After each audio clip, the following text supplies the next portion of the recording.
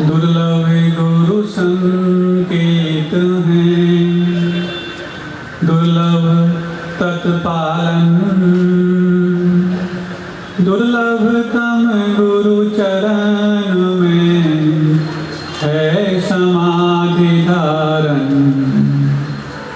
बोलिए देवादिदेव 1000 श्री शांतिनाथ भगवान की सिद्ध चक्र महामंडल विधान की परम पूज्य आचार्य परमेश्वरी गुरुदेव श्री विद्यासागर जी महामंडल की परम पूज्य निर्यापक श्रमण मुनि श्री योग सागर जी महाराज की परम पूज्य मुनिवर श्री विनीत सागर जी महाराज की परम पूज्य नगर गौरव मुनि श्री निर्यापक श्रमण वीर सागर जी महाराज की साधन मुनि श्री अतुल सागर जी, निसीम सागर जी, शाश्वत सागर जी और नगर गौरव निसंग सागर जी महाराज की। भले परम पूज्य मुनि श्री सौम्य सागर जी महाराज की।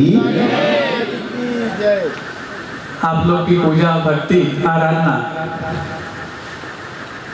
जो साक्षात उस नंदीश्वर दीप की याद दिलाती है। कल्पना करो जब पूजा करने में इतना आनंद है तो पूज्यता में कितना आनंद होगा। और जब पूज्यता जिनको प्राप्त हो गई है ऐसे वो अनंत परमेष्ठी और सिद्ध परमेष्ठी और उनके मार्ग पर चलने वाले आचार्य उपाध्याय और साधु परमेष्ठी, इनके पास पूज्यता के पास या पूज्यता को अपने पास लाने में कुछ करना नहीं पड़ता। जैसे तो और आप दूध से घी भी निकाल लेते हो और जो जो करना सक्षम है उस सबको भी आप निकाला करते हो। आंखों से भी पानी निकाल लेते हो। इन सबको निकालने में आपने क्या निकाला, इसकी आप समीक्षा करो। क्या आपने जमीन से पत्थर निकाल लिया, जमीन से पानी निकाल लिया, जमीन से रत्नों को निकाल लिया, दूध से घी निकाल लिया, आंखों से पानी निकाल लिया? इन सब में आपने पुद्गल से पुद्गल ही निकाला। अरे पुद्गल से पुद्गल निकाला कौन सी बड़ी बात है। आप नहीं भी निकालते तो पुद्गल जो परिणमनशील है वो पुद्गल को निकालता ही रहता है। ये बात अलग है कि आपने उस पुद्गल में से कुछ पुरुषार्थ करके उसको निकलने के पहले आपने निकाल लिया। लेकिन ये जो महारथी यहाँ मंच पर बैठे हैं और वो जो सिद्ध सलाह में विराजमान हो गए हैं, उन्होंने पुद्गल से पुद्गल नहीं निकाला लेकिन पुद्गल से परमात्मा निकालने का जो अनुष्ठान कर डाला, इसी कारण से उनको पूज्यता प्राप्त हुई है। अरे आत्मा से आत्मा निकल जाना, आत्मा से परमात्मा बन जाना फिर भी ठीक था, लेकिन इस शरीर से परमात्मा निकाल लेना छोटी मोटी बात नहीं है बंधु। इस शरीर से परमात्मा को निकालने के लिए खुद को खपाना पड़ता है और खुद को इतना खपाना पड़ता है कि खपाते खपाते खपाते खपाते कहने के लिए लगता है ये तो बहुत स्वार्थी है, ये तो इतने स्वार्थी, इतने सेल्फिश हैं। अब सेल्फिश हैं कि सेल्फ ओरिएंटेड हैं ये बात अलग है।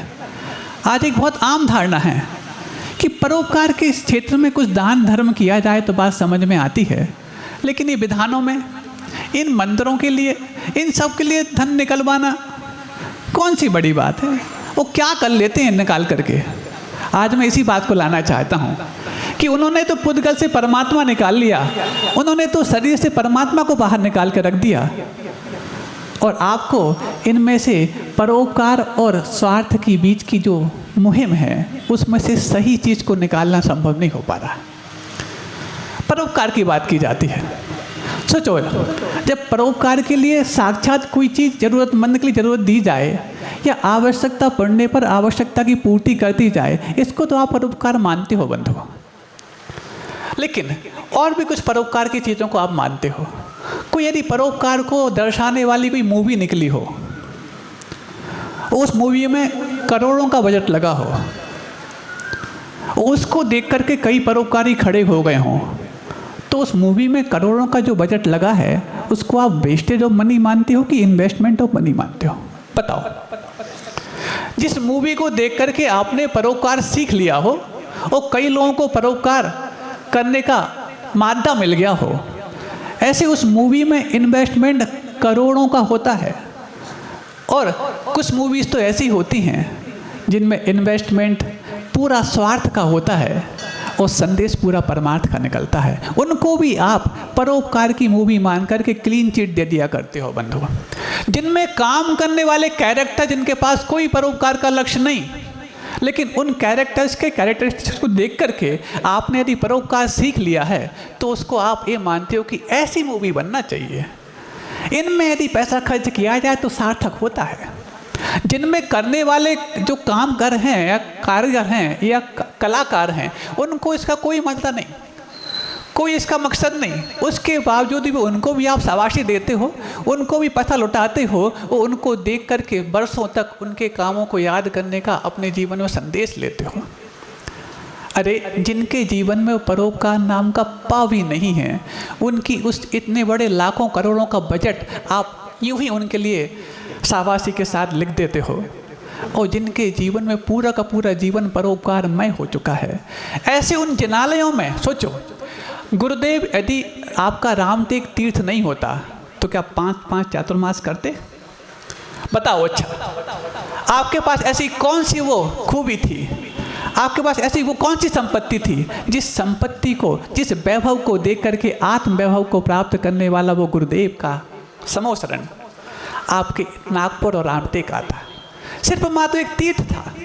उस वक्त भी उसमें बहुत ज़्यादा वो नहीं थी चीज़ जिसको देख करके गुरुदेव वहाँ चातुर्मास करते। लेकिन जब उस तीर्थ के निमित्त से गुरुदेव आए तो पहली और दूसरे चातुर्मास में भले ही उस तीर्थ के उद्धार में अपने जीवन को और आपको दिशा निर्देश दिए हों, लेकिन उसके बाद हथकरघा, उसके बाद पूर्ण आयु, उसके बाद भाग्योदय, उसके बाद और भी जो कहना चाहिए शांति धारा जैसे परोपकार के जो प्रकल्प हैं, उनको स्थापित करने का यदि उद्देश्य आपके सामने रखा है तो किसने रखा और कैसे रखा है? आप तक वो बात पहुंची कैसे? सोचो आप, यदि वो आपका रामटेक जैसा तीर्थ नहीं होता तो आप तक परोपकार की बात को पहुंचाने का ऐसा कौन सा संबल और जरिया होता जो आप उनसे परोपकार की बात सीख पाते? एक छोटी सी मूवी को देख करके आप परोपकार की बातें करने लग जाते हो। और जिन्होंने हर बार हमारे जीवन में, एक बार तुमने यदि शांति धारा में परोपकार का काम कर दिया हो, भूल मत जाना, आपको फिर दयोदय में भी करना है, आपको फिर हथकरघा में भी करना है, आपको फिर पूर्णायु में भी करना है, आपको फिर भाग्योदय में भी करना है। बार बार आपके लिए परोपकार की बातें याद दिलाने के लिए कौन सा जरिया बना?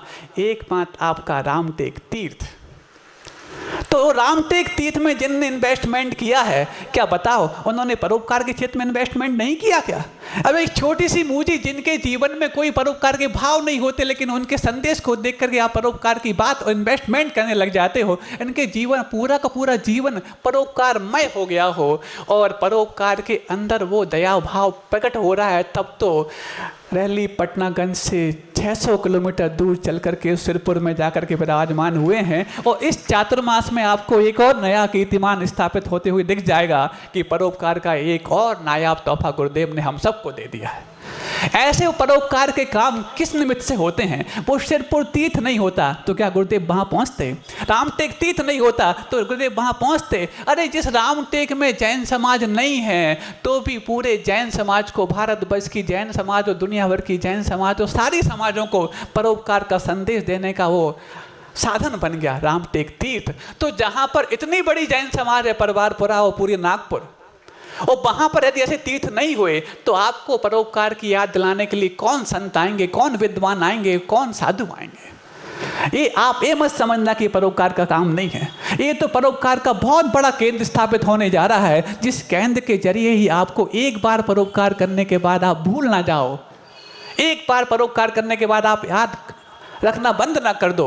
इसलिए ऐसे जहाँ पर समाज बार बार आएगी तो आप भले ही अपनी इस चीज़ को देखने के लिए मंदिर में पहुँचोगे, लेकिन वहाँ पर जब पहुँचोगे तो आपके जीवन में परोपकार, मानवता, इंसानियत की सारी चीज़ें आपको हमेशा के लिए मिलती रहेंगी। अरे तुम तो एक बार परोपकार करने के बाद भूल जाते हो और बरसों तक गाते हो, लेकिन गुरुदेव कहते हैं बरसों तक जब जब भी तुम्हारे लिए अपना पुराना परोपकार याद आए, हर बार नया स्टेप आगे और बढ़ना है, ये चीज़ भी आपके लिए मकसद के साथ जुड़ जाए। सोचो ये क्या ऐसे तीर्थ, ये परवारपुरा के जनालय, और उन परवारपुरा के जनालय के लिए आपका बताया हुआ अनुष्ठान का परोपकार नहीं है, और नहीं है तो फिर NGO खोलना भी परोपकार नहीं है। नहीं है तो एनजीओ का ऑफिस निकालना भी परोपकार नहीं है, और नहीं है तो ऐसी मूवी बनाना भी परोपकार नहीं है। जब आप इन सब को परोपकार के लिए इन्वेस्टमेंट मानते हो तो उससे भी बड़ा इन्वेस्टमेंट है ऐसे जनालयों का निर्माण जो परोपकार का, मानवता का संदेश हजारों वर्ष तक देता रहेगा। अरे वो मूवी तो 1-2 साल में पुरानी हो जाएंगी, उन मूवी की बातों को आप 1-2 साल में भूल जाओगे, लेकिन जो हजारों वर्षों तक आपके लिए परोपकार की याद दिलाता रहेगा वही मात्र परोपकार का 1000 गुना केंद्र है। और ऐसे परोपकार के केंद्रों में जिन लोगों को परोपकार के क्षेत्र में हजारों रुपया, लाखों रुपया खर्च करना आता है तो उससे 1000 गुना ऐसे जनालयों में खर्च करना उनको आना चाहिए।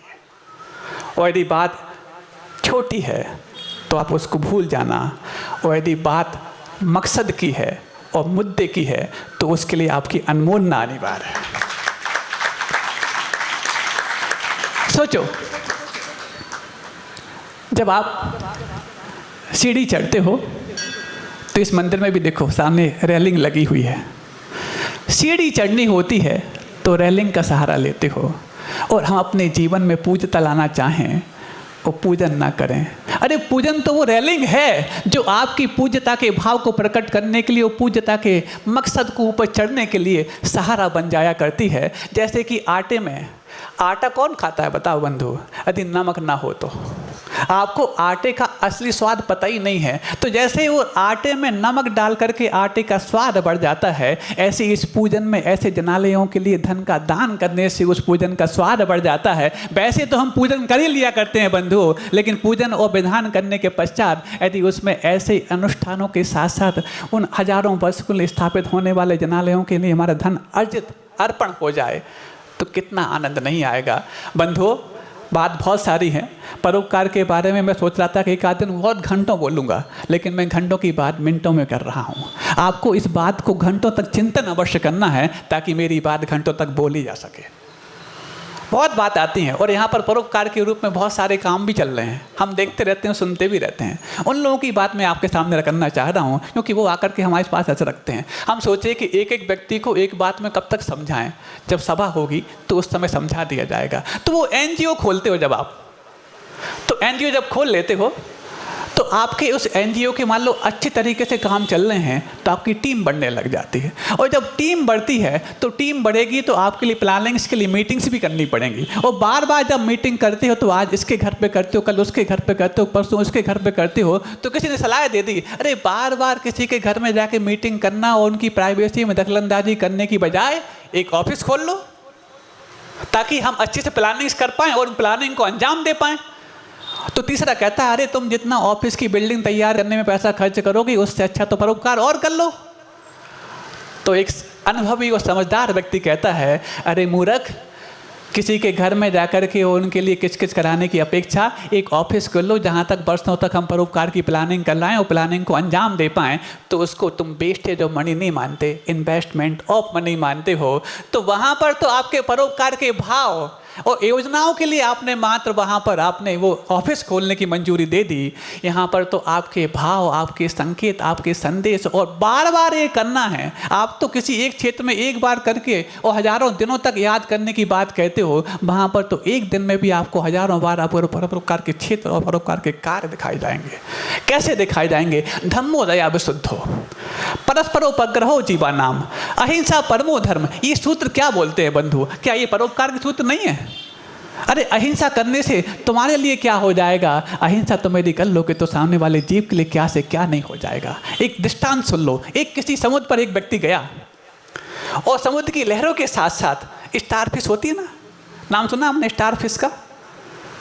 वो स्टारफिश क्या होती, समुद्र की लहरों के साथ साथ किनारे तक आ जाती हैं, और जब लहरें वापस लौटती हैं तो बेचारी वो वहीं किनारे पे छूट जाती हैं, और पानी के अभाव में तड़प तड़प करके मरना उनका एकमात्र जरिया हो जाता है, मकसद हो जाता है। एक दयावान व्यक्ति जो अपने दोनों हाथों में दो दो स्टारफिश को लेकर के वापस लहरों तक छोड़ने जाता है, तब तक वो छोड़ने जाता है, फिर लहरें वापस आ जाती हैं, वो दो छोड़ने जाता है, 2-500 वापस लौट के यहाँ आ जाती हैं। वहीं उस इसी बीच पर एक दुकान है, किसी की गुमटी है। उस गुमटी वाले को ये सब दृश्य देख करके हंसी आती है, कैसा बेवकूफ़ है, 2 को छोड़ने जाता है और 200 बाहर आ जाती हैं। क्या कर लेगा, सुबह से लेकर शाम तक मेहनत करेगा, कुछ नहीं कर पाएगा। तो बस उसको बुलाता है, अरे मूर्ख क्या कर रहा है तू, अरे तू स्टार फिश वहाँ छोड़ भी दिया तो क्या फ़र्क पड़ जाएगा, 200 तो वापस उस लहरों के साथ लौट आती हैं। तो उसका जो जवाब था सुनने लायक है बंधु। वो कहता है, मुझे मालूम है कि मैं 2 छोड़ करके आऊँगा और 200 वापस लौट आएंगी, इससे मुझे कोई फ़र्क नहीं पड़ पाएगा, लेकिन जो 2 को मैं वहाँ छोड़ कर आऊँगा उसको बहुत बड़ा फ़र्क पड़ जाएगा बंधु।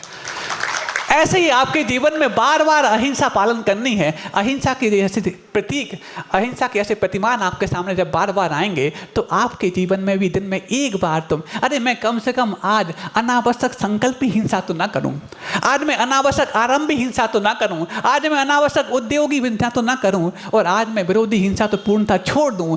ऐसे संदेश आपको, ऐसे अहिंसा के प्रतिमान को देख करके ही तो आएंगे। और ये कब आएंगे आपके यहाँ, जब आपके यहाँ रामटेक और नागपुर के परिवार जनालय तीर्थ हजारों वर्षों तक स्थापित होने जा रहे हैं, उनकी वंदना करने के लिए आएंगे तो आपके लिए परोपकार का संदेश छोड़ जाएंगे। ऐसे संदेशों के लिए आपके जीवन में पहले बुद्धि हो तब समझ में वाली है, नहीं तो वही कहोगे, अरे मंदिरों में पैसा लगाना, विधान में पैसा लगाना और कान फोड़ू माइक के द्वारा हमारे कान फोड़ देना, ऐसे शब्द कहना बहुत आसान है, लेकिन जिनकी आत्मा सोई हुई है उनको जगाने के लिए आवाज़ ऊंची करनी पड़ती है, इसलिए माइक की आवश्यकता पड़ जाती है। नहीं है तो तुमको तो बार बार घर में बोला जाता है कि बेटा आज पूजा करा, बेटा आज ये कर ले वो कर ले। तो जैसे वो बच्चे को कई बार आपको समझाने के बाद भी बात समझ में नहीं आती है, आप उससे कहो कि किसी गांव चले जाओ तो मना कर देगा।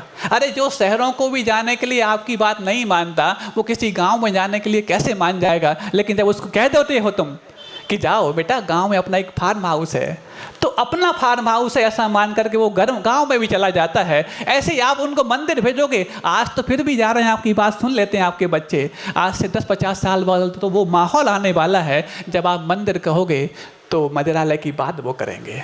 और उस समय आप सिर्फ मात्र अपना कोई एक चीज उस मंदिर में बता पाए तो मंदिरालय से बचा करके उनको मंदिर में भेज पाओगे, और यदि वो नहीं बता पाए तो आपकी मंदिर की बात आप तक ही सीमित रह जाएगी। आप बड़े धर्मात्मा और संस्कारवान भले ही रहे, लेकिन आपके बच्चों को अपनी आत्मीयता वाली दिखने वाली यदि मंदिर में दिख जाएगी, चाहे वो शिखर के रूप में हो, चाहे वो डोम के रूप में हो, चाहे सहस्त्र जनालय के रूप में हो, चाहे वेदी के रूप में हो, चाहे प्रतिमा के रूप में, चाहे झरोके के रूप में हो, चाहे द्वार के रूप में हो, चाहे तोरण द्वार के रूप में हो, जिस चीज़ के रूप में भी वो दिख जाएगी, तो मेरी एक चीज़ उस मंदिर में है, ये देखने आपका बच्चा वहाँ जाएगा और दृष्टि यदि वितरागता पर पड़ गई तो हमेशा हमेशा के लिए वारे न्यारे कर जाएगा।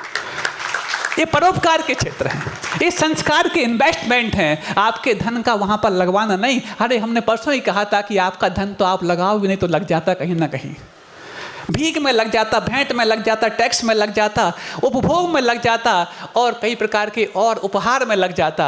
लेकिन जहाँ पर लगना चाहिए वहाँ एक बार लग जाएगा तो बार बार आपको लगाने की आवश्यकता नहीं पड़ेगी। आपका धन भी लग जाएगा और आपका बेटा भी सही दिशा में लग जाएगा।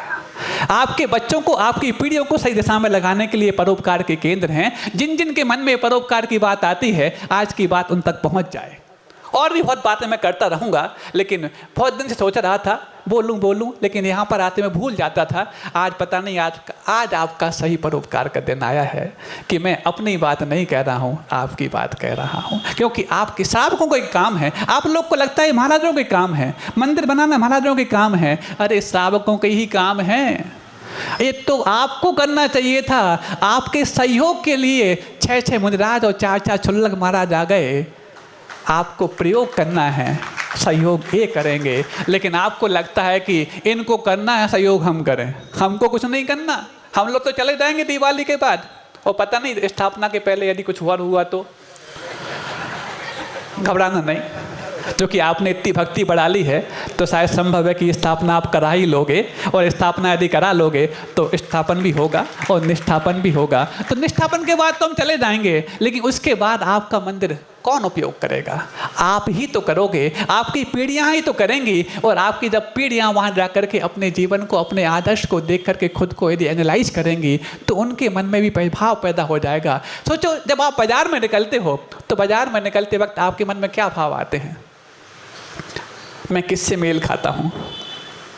वो सब्जी वाले से, वो दूध वाले से, वो दुकानदार से, वो होटल वाले से, अरे जिससे भी तुम अपना मिलान करोगे, अरे नहीं मैं ऐसा नहीं, मैं ऐसा नहीं, मैं ऐसा नहीं। लेकिन जब जनालय में आकर के आप सिद्धों की आराधना कर रहे हैं, ऐसे अरिहंतों की आराधना कर रहे हैं, वो अरिहंत परमेष्टि के सामने आते हो, तो आपका मन एक बार करता है, मेरी आत्मा तो इससे मिलान खाती है, इनसे मिलान खाती है। और जब उनको देख करके आपको उन जैसा बनने का लक्ष्य मिल जाता है, यही तो सही परमार्थ है, यही तो सही परोपकार है। परोपकृति मुत्सज्ज सोपकार परोभव उपकुर्वन् परस्याज्ञो दृश्यमानस् लोकपथ। आचार्य पूज्यपाद स्वामी बोल गए कि परोपकृति मुत्सज्ज, परोपकार को तुम छोड़ दो। लेकिन इस परोपकार को छोड़ दो का मतलब ये नहीं है कि तुम सेल्फिश बन जाओ, तुम सेल्फ ओरिएंटेड बन जाओ।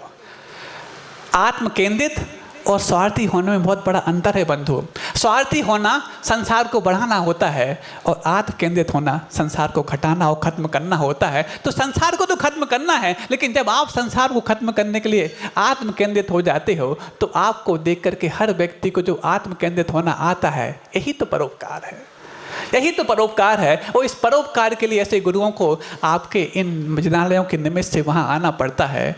ये परोपकार का सबसे बड़ा निवेश है। और जिस व्यक्ति को इस निवेश में अपनी आहुति चलाना आता है, उसको अपना स्वदेश भी मिल जाता है। आप सबको एक दिन वो स्वदेश मिल पाए, इन भावनाओं के साथ में परम पूज्य बड़े महाराज विनीत सागर जी के चरणों में निवेदन करता हूँ कि वो अपनी अमृतमय वाणी से हमें कृतार्थ करें।